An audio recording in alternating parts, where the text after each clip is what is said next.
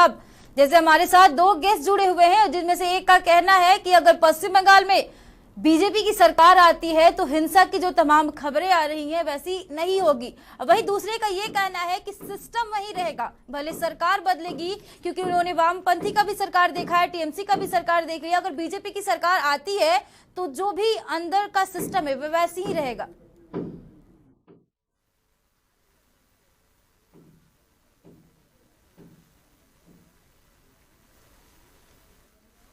बड़ी खबर ये आ रही है कि अलीपुर में जो है कि 10 जो अप्रैल आज है, 4 लोगों की मतलब कह सकते हैं कि इस घटना में जान चली गई है।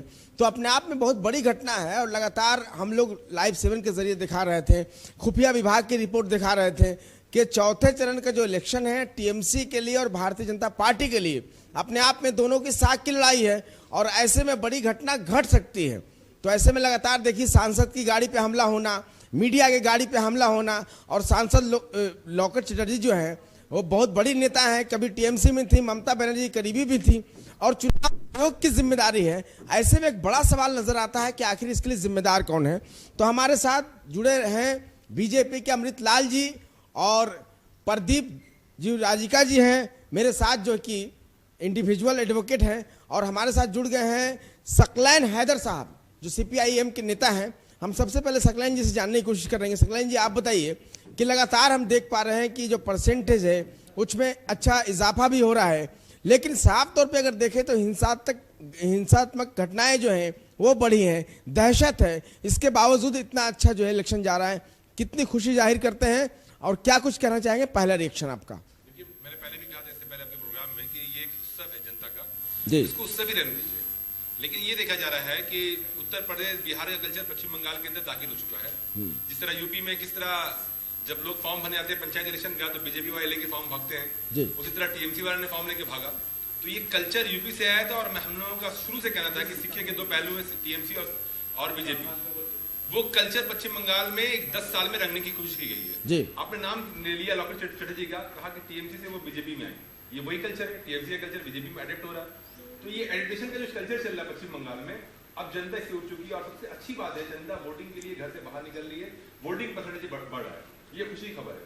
लेकिन दूसरी खुशी खबर ये नहीं मानता हूँ कि इतना हिंसा पश्चिम बंगाल में इलेक्शन में शायद नहीं होता। जिस तरह हिंसा वाले लोग गोली मार दिया जा रहा है, कि बम ब्लास्ट हो रहा है, 4 लोगों की मौत हो गई है। हाँ, ये बहुत अफसोस की बात है कि जब ये उत्सव है तो इसको क्यों इतना लोग सीरियसली रिएक्शन दिखा रहे हैं। और दोनों पार्टी की तरफ से टीएमसी और बीजेपी कहेंगे इतना मतलब ये एग्रेसिव हो जा रही है सत्ते में आने के लिए कि वो बंदूक के दम पर, ईवीएम के दम पर जबरन आना चाह रही है। आपने देखा ईवीएम किस तरह पकड़ाया, उसके बाद टीएमसी के घर से ईवीएम निकलता है, वो भी आपने देखा मीडिया में।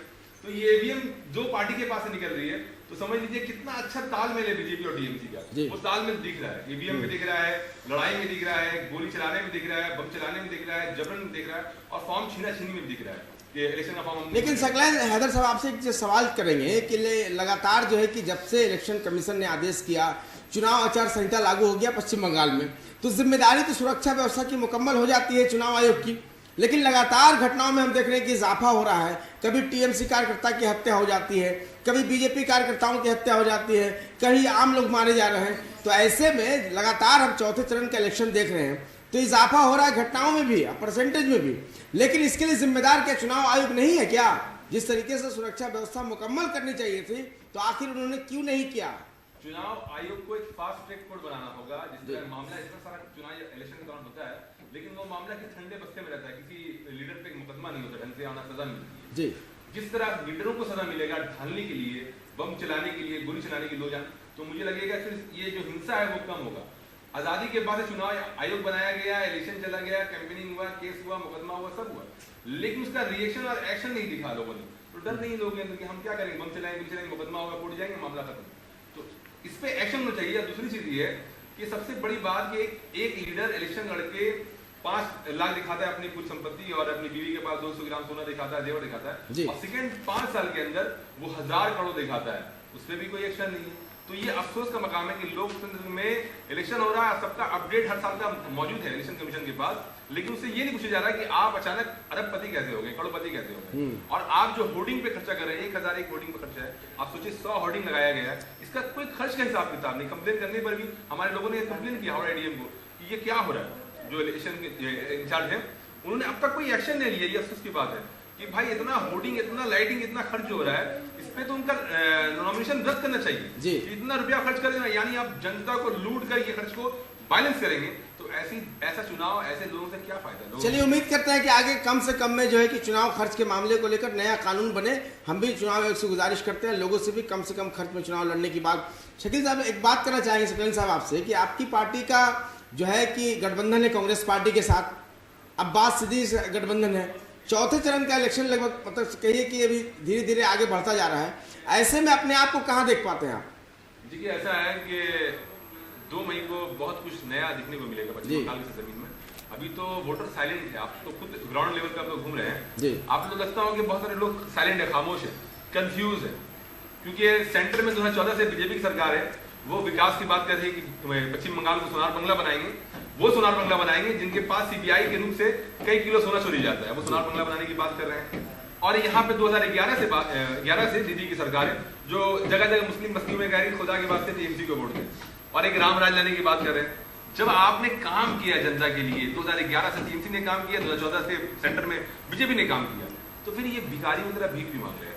ये अफसोस की बात है। ये काम के एजेंडे बात करें, स्कूल सर्विस कमीशन पे बात करें, सेंट्रल गवर्नमेंट के एम्प्लॉयमेंट की बात करें, आप जो एम्प्लॉयमेंट की बात नहीं कर रहे, आप जॉब अपॉर्चुनिटी की बात नहीं कर रहे, आप राम राज की बात कर रहे, सोनार बंगला की बात करें। सीबीआई से सोना रखा नहीं जाता है, और ये पश्चिम बंगाल में सोनार बंगला। अच्छा, टीएमसी की नेत्री भी आप पे हमला कर रही है, ममता बनर्जी का भी आप लोग गठबंधन पे हमला है, क्या लगातार हमला ममता बनर्जी भी आप लोगों पर कर रही है। हम वो करेंगे, हम तो कह रहे हैं कि भाई बीजेपी और टीएमसी नेशनल अलायंस है।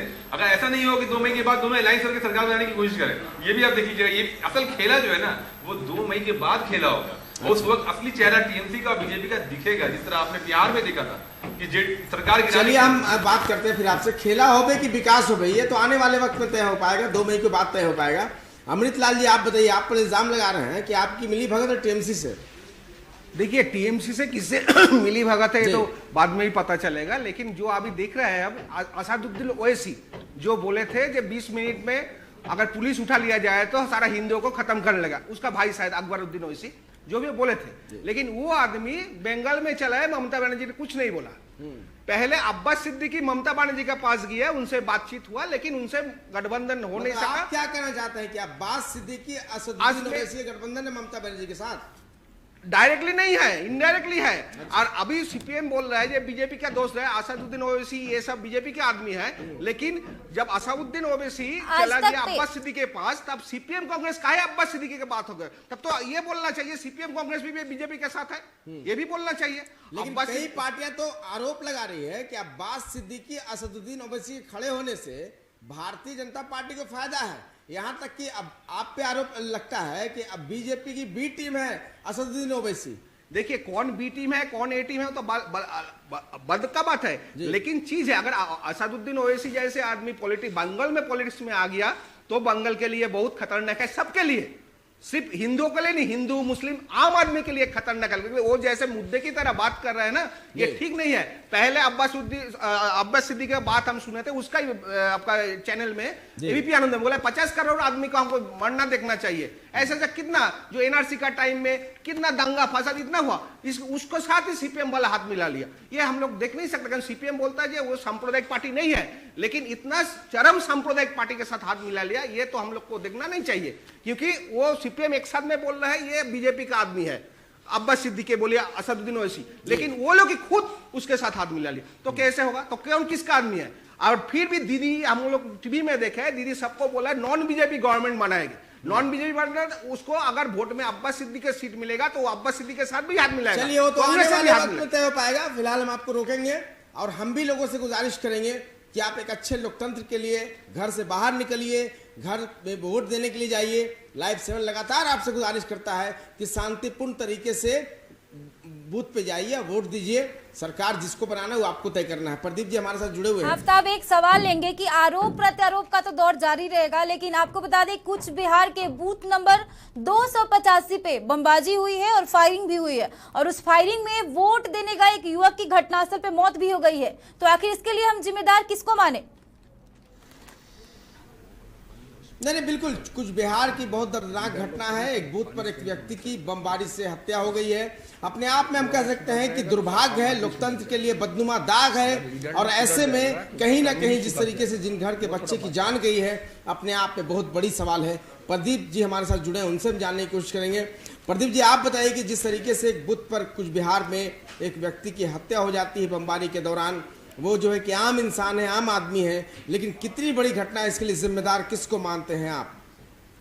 अब आप सोचिए, एक आदमी जो अपना मतदान करने के लिए बूथ तक जाता है, 18 साल का लड़का होता है, कम उम्र के बच्चे होते हैं या अधिक उम्र का भी है, और बदले में उसे वहाँ की गोली मिलती है, हिंसा मिलती है, उसके मन पे क्या बीतती होगी, उसके परिवार के मन पे क्या बीतती होगी। वो लोकतंत्र का महापर्व मनाने के लिए गया है और वहाँ मिल रही है उसे हिंसा। और ये हिंसा फैला कौन रहे हैं? ये राजनीतिक दल, जो सत्ता पाने के लिए लोकतंत्र के साथ कोई भी तरह का मजाक करने के लिए तैयार है। अभी बात हो रही थी धर्म पर राजनीति की। धर्म पर राजनीति करने पे ओवैसी और अब्बास सिद्दीकी, ये दोनों क्या, किसको परेशान करेंगे, किसको नफा करेंगे, किसको नुकसान करेंगे? क्या लगता है? ये दोनों या जिनका ये झंडा थामेंगे वो सारे लोग सिर्फ और सिर्फ आम जनता को परेशान करेंगे। आम जनता के मुद्दे क्या हैं? आम जनता के मुद्दे होने चाहिए गरीबी, महंगाई, रोजगार। आज इतने बड़े कोरोना संकट के बाद इतने बड़ा प्रवासी मजदूरों का संकट हमारे पास आया। आज हम देख रहे हैं लॉकडाउन लग सकता है, कई राज्यों में लगा है कुछ घंटों के लिए। बिल्कुल, आज इतने बड़े संकट हमारे, लेकिन ये मुद्दे चुनावों से गायब हो करके हम किन मुद्दों पे बात कर रहे हैं कि कौन सा धर्मगुरु किस राजनीतिक दल के साथ है, कौन सा राजनेता कौन से मंदिर में जाता है, चुनावी रैलियों में मंत्र पढ़े जाते हैं, अजान पढ़ी जाती है। भाई चुनावी रैलियों से इनका क्या काम है? ये सारे लोगों के धर्म क्या, लोगों के मानने की चीजें हैं, वो लोग अपना धर्म का घरों में पालन करें। राजनीतिक दल उनका भावनात्मक दोहन क्यों? कौन है? तो गृह मंत्री कहते हैं खास तौर पे जवाब में, मीडिया के सवाल के जवाब में, कि इसके लिए चुनाव आयोग को रोक लगाने की जरूरत है। तो मेरा सवाल आपसे ये है कि लगातार जिस इलाकों में इलेक्शन होता है वहां कोरोना का डर नहीं रहता क्या? भीड़ भाड़ इतने ज्यादा हो रहे हैं, इसके लिए जिम्मेदार किसको मानते हैं आप? देखिए, इसके लिए आम आदमी भी जिम्मेदार है। अगर वो मास्क नहीं पहनेगा तो कौन करे? कितना बार आप उसको समझाइएगा? कोई आदमी मास्क पहनने नहीं चाहता। अगर आप मास्क पहनिएगा, बाद में किसी को बोलिए जिसके पास मास्क है वो आपको उल्टा गाली दे देगा। आज हर आदमी का सेफ्टी। लेकिन मेरा सवाल ये है कि रैलियों में, राजनीतिक दलों के रैलियों में इतनी बड़ी संख्या में लोग जुट रहे हैं, इसके लिए जिम्मेदार कौन है? अगर कोरोना बढ़ता है, घटना बढ़ती है, मरीजों की संख्या बढ़ती है, तो इसके लिए जिम्मेदार कौन होगा? देखिए, इसके लिए जिम्मेदार खुद होगा, क्योंकि उसको खुद मास्क लगाना चाहिए। राजनीतिक नेता कभी नहीं बोले मास्क बिना हो। हम जितने पॉलिटिकल रैली में गए, राजनीतिक नेता बोल रहे हैं आप लोग मास्क लगा के आइए, हाथ में सैनिटाइजर, कोई लगाएगा नहीं तो क्या बोलेगा? कितने बार आपको उसको समझाइएगा? अगर आदमी खुद नहीं अपना भला चाहेगा तो कोई बाहर वाला उसको भला नहीं कर सकेगा जी। और वोट तो होगा ही। देखिए, ये अगर बंद हो जाएगा तो बहुत परेशानी होगा। वोट होगा, लेकिन सबका अपना सेफ्टी सिक्योरिटी खुद को समझना होगा। अगर हम मास्क नहीं लगा तो जिम्मेदारी क्या मुझको देगा? जो तुम काहे नहीं लगा? अरे हम खुद इसमें सफर रहे। हम किसने आदमी बस में जब उठते है, गाड़ी में भी उठते है, तब किसको बोला आप मास्क लगाइए? चलिए, लगातार हम तीनों मेहमानों का शुक्रिया अदा करते हैं, सकलैन जी और आप अमृत जी और प्रदीप जी, तीनों मेहमान का बहुत बहुत शुक्रिया।